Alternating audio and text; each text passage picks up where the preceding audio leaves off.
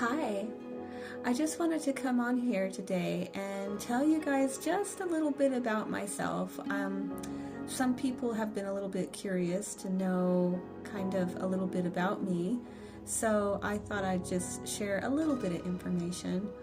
So, people have been asking if I'm a Virgo. I've had a few people ask. So I thought I'd share some of my astrology chart with you guys because I am quite fascinated and definitely into astrology and astronomy. I love all of that, and it's been very, very real and very, very deep for me to learn about it. And over the years, I've come to learn quite a bit about it actually and apply it into my life, and it's pretty interesting how accurate it really is.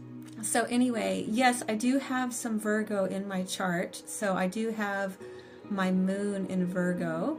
So I definitely have some Virgo energy, which of course, does help when it comes to the whole purification thing.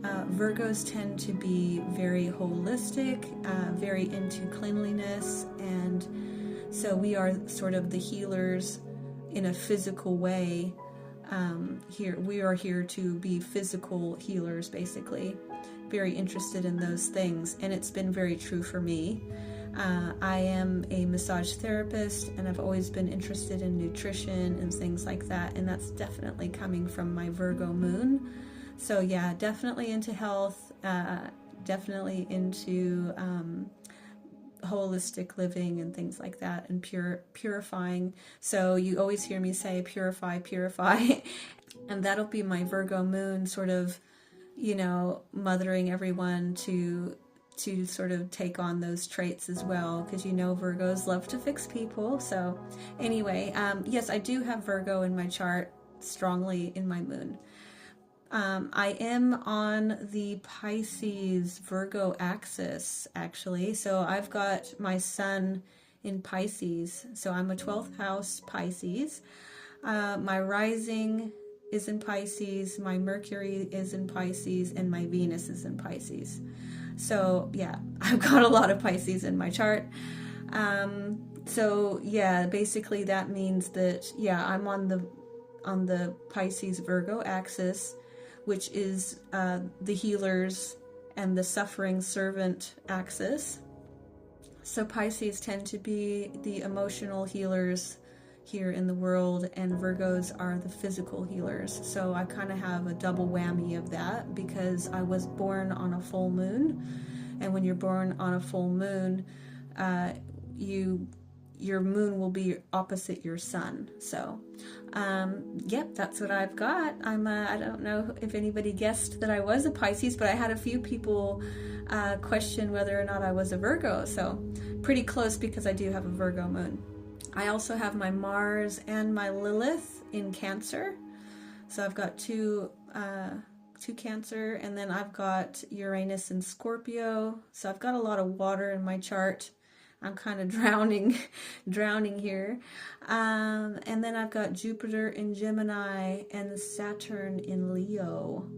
So that's sort of how my chart is arranged. And yes, probably more of a Pisces just because I've got so much there in those big places. That rising and the sun and the Mercury and Venus are pretty strong Pisces energy. But again, I've got that Virgo moon and the Mars and Lilith Cancer, which definitely does affect things, and that Scorpio in there, of course.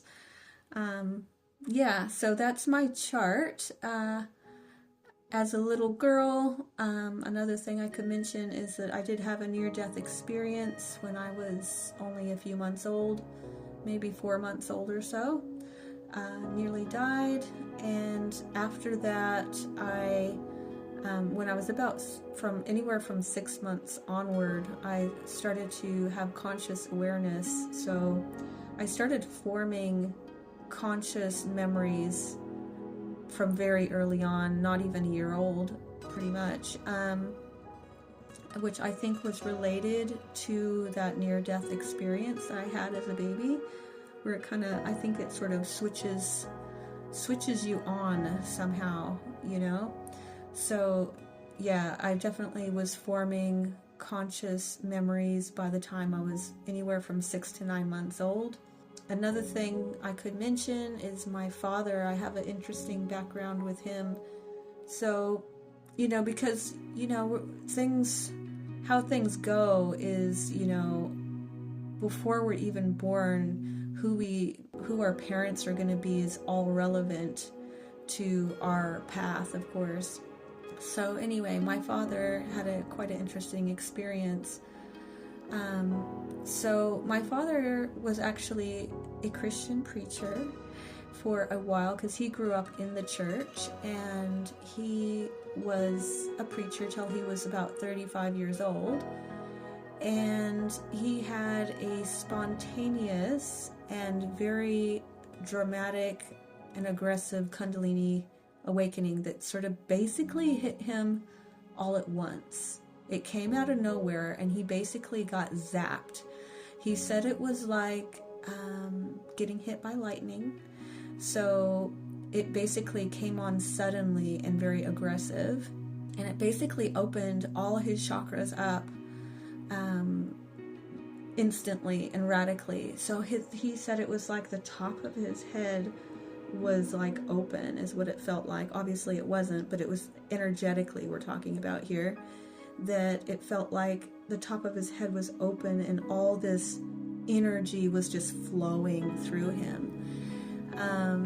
So this was a pretty extreme experience that he had here.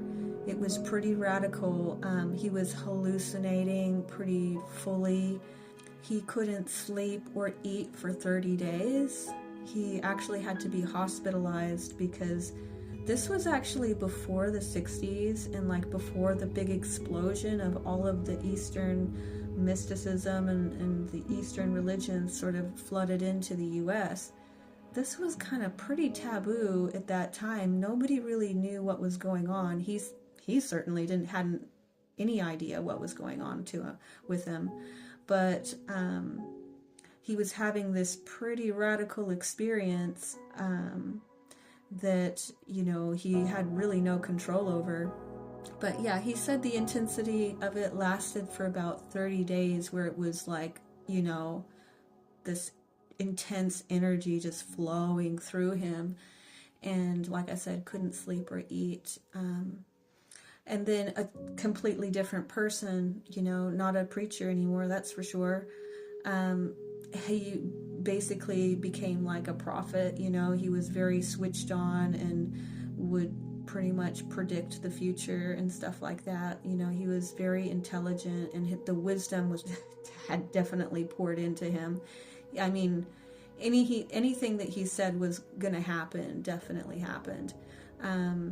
So that's who I grew up with. That was my father. So I'd say that, you know, me coming through to him, because this was maybe 10 years or so before, more than 10 years, probably 10 to 15 years before I was even born, this experience happened to him, which completely changed his life, of course. And so, yeah, you know, that's who raised me as well. So he was a very unique parent, to say the least. He was very intelligent, very wise, and, you know, I have the utmost respect for him. He pretty much taught me everything that I know and gave me an environment to develop myself. He was very hardworking, and he looked after us. And yeah, I've mentioned in a couple of other videos, but I did start having some interesting experiences very young, very early on, with you know, being visited by the Ascended Master when I was about 4 years old. I was getting very prophetic dreams, like extremely intense, vivid dreams, basically astral traveling and time traveling, and just receiving so much as a little girl. I was just so open to the spirit world from a very, very early age. I just had all this kind of knowingness and understanding of sort of how the universe worked. I had a deep connection to God, Source Creator, from a very early age without really, it being really talked about too much. It was just a feeling that I always had with me of being guided and protected and just feeling a real strong presence around me at all times. And then, going through my life, definitely felt protected. I also did another video on how I had some angels in disguise, a couple of encounters with these basically angels in human form. And so I've definitely been protected and guided along my way and on my path. And it's been interesting, to say the least. Like I've also mentioned in other videos, I'm on a twin flame journey for sure, which has been one heck of a ride, if I do say so myself. It's been a very long journey, my twin flame journey, because I met my twin flame in 1999 when I was 21. And then I had actually a catalyst that came in 2 or 3 years prior to meeting my twin flame, who got me on my path to be in alignment with my twin. So I had a massive catalyst come in beforehand to put me on my path as well at 19. He really put me on my spiritual journey pretty much. And then a couple years or so later, I met my twin flame in 1999, of which we had quite a long separation. And so our journey, because as I've mentioned as well in other videos, those of us who were meeting our twin flames before the age of Aquarius has officially come in, it's been a tougher process. It was not easy to navigate, because number one, there was the internet wasn't really a thing yet. It was just starting. There really wasn't much information. We still went to libraries and had to read books in the library and get books at the bookstore, and it wasn't like it is today where there's all this knowledge and information. We just sort of went through it blindly, and just had to navigate it the best we could. And I'll tell you what, it's so much easier now that there's all this information, and it just moves things along so much better, because knowledge is power. Knowledge is wonderful. When you have to go through this journey not knowing anything, it just takes so much longer, and is such a harder process and a longer process. But I'm also on a shamanic journey that's been, it's one of these things. It's very much like the twin flame journey, where it just kind of naturally unfolds. I wasn't looking for any of this to be a part of my world. It pretty much, like a twin flame journey, is just kind of happening to you. If you're on a shamanic journey, it just kind of happens to you, and it kind of comes through, and slowly, I suppose I'm just one of those people, as that, I suppose it has the right energy for it for whatever reason. I've definitely always been open to the spirit world. Being a Pisces, the spirit world is kind of home to us. We're comfortable there in the spirit world, but we're also kind of got one foot in the earth. We're kind of in that in-between place. So people, I suppose, like that. And then I've got that Virgo moon that makes me want to be a healer naturally. I naturally gravitate in that direction. So these things sort of just always happen to me, just because I'm such an open person to it, that it just, was never really that hard for me. It just kind of came naturally. But it also is just a slow process of sort of gathering this and gathering that. And I had some pretty big activations for my healing abilities, and light language and the spirit animal. But yeah, the healing abilities, is a big one, of course. And just having that ability to go into that transcendental state at will. So that's another thing for that is I am a dance teacher. I am a dancer. I've been a dancer my whole life. And so that has also been a part of my journey, even with the shamanism. Like, that is a big way for me to get into a transcendental state of mind, and to sort of become that oracle. It's that movement, it's that flow, it's that movement, it's not stagnant energy, it's flowing, Being a dancer, being a massage therapist, being this healer, it kind of all comes together to just create all this. And then I suppose how my mind works as a Pisces Virgo mixture, the Pisces have the ability to like zoom way, way, way out, consciously. We can like pull our consciousness way, way, way back and kind of get like, we can kind of see through the eyes of God in a sense. We come so far back. We pull our consciousness way back and we can see the big picture of things. So we will pull our consciousness back and see this expanded view of whatever it is that we're trying to figure out. But then with my Virgo mind as well, Virgos are the opposite of Pisces, where they zone in and see the micro, littlest, tiniest little details of things. So my mind is a bit of a mixture of these two, and the way I like to explain it is, first I zone all the way out, like zoom all the way out with my consciousness and see this big picture of whatever it is that I'm looking at. And then I come in and I zoom all the way in, and I come in, and I zoom into these fine little tiny details.